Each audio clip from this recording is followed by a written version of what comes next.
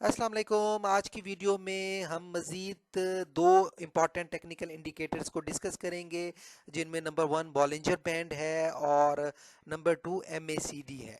तो चलते हैं आज के लेक्चर की तरफ।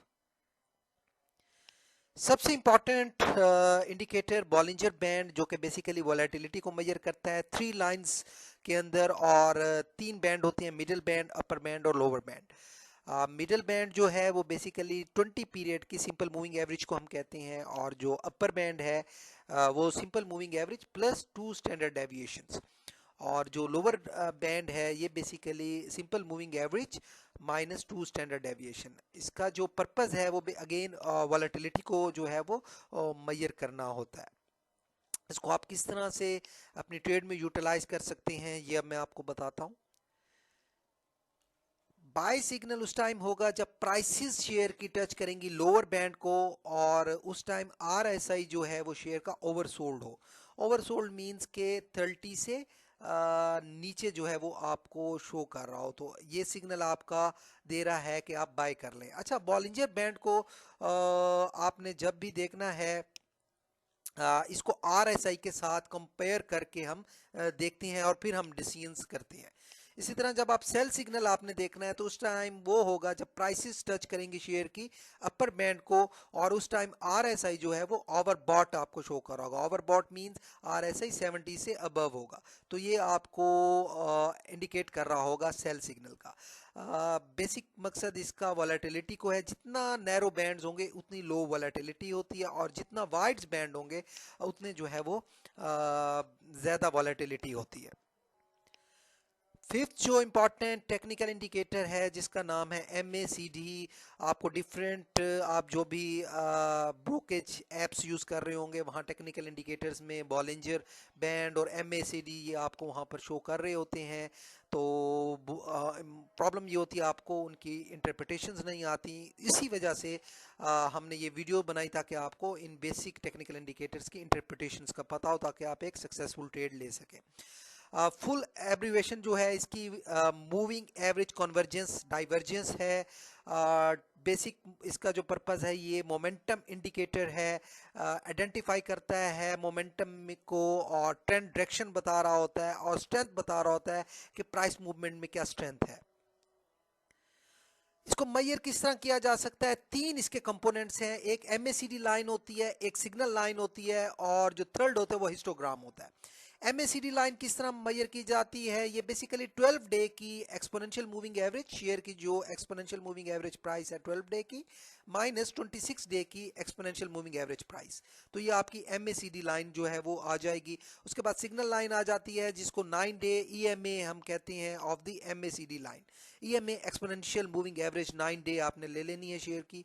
ये आपकी सिग्नल लाइन आ जाएगी। और हिस्टोग्राम जो है वो डिफरेंस होगा MACD और सिग्नल लाइन का, ये इनका जो डिफरेंस है इसको हम हिस्टोग्राम कहते हैं। इसको आप यूटिलाइज कैसे कर सकते हैं ये मैं अब आपको थोड़ा सा अगर MACD लाइन जो है ये क्रॉसेस अबव कर जाती है सिग्नल लाइन की, तो ये आपको बाय सिग्नल है, इसको आप बाय कर लें शेयर को।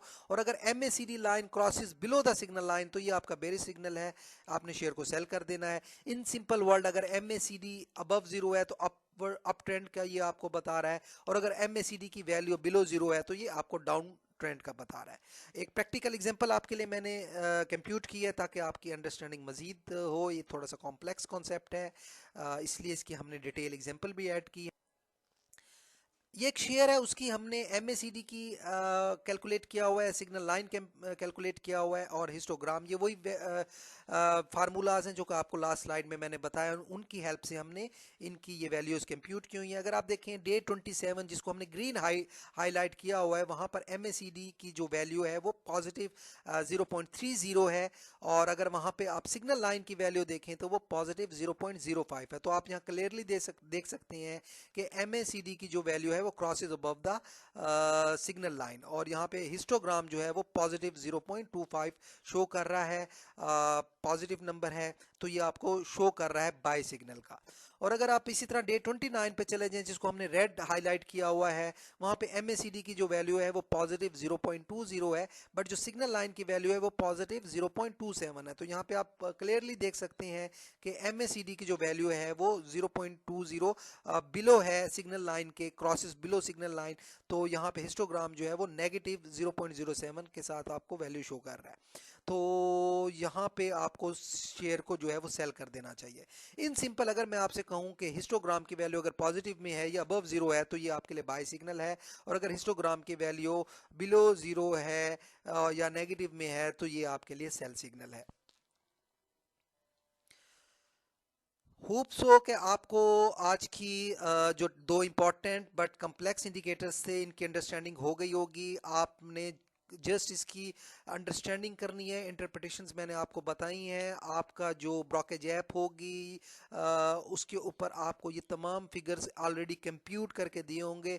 आपको जस्ट इसकी इंटरप्रिटेशन पता हो तो आप बड़े आसानी से ट्रेड कर सकते हैं। ऐसा नहीं है कि आपको इसको कंप्यूट करना होगा, आपके ब्रोकेज ऐप के ऊपर ये तमाम डेटा अवेलेबल होगा। अदरवाइज आप investing.com पे चले जाएं या डिफरेंट जो है वो ब्रोकेज वेबसाइट्स हैं या शेयर की साइट्स हैं, इंफॉर्मेशन साइट्स हैं, तो वहाँ पे ये तमाम टेक्निकल इंडिकेटर्स की वैल्यू आपको अवेलेबल होती हैं। जस्ट आपको इंटरप्रिटेशन आनी चाहिए। सब्सक्राइब करें चैनल को ताकि आपको मजीद फाइनेंशियल टिप्स मिलती रहें। नेक्स्ट वीडियो में आपको बेसिक फंडामेंटल्स का बताऊंगा कि किन फंडामेंटल्स को आपने देखना है और शेयर्स की जो है वो परचेज करनी है। अगर आपके कोई क्वेश्चंस हैं तो आप कमेंट्स में मेरे से पूछ सकते हैं। Thank you for watching. अल्लाह हाफिज़।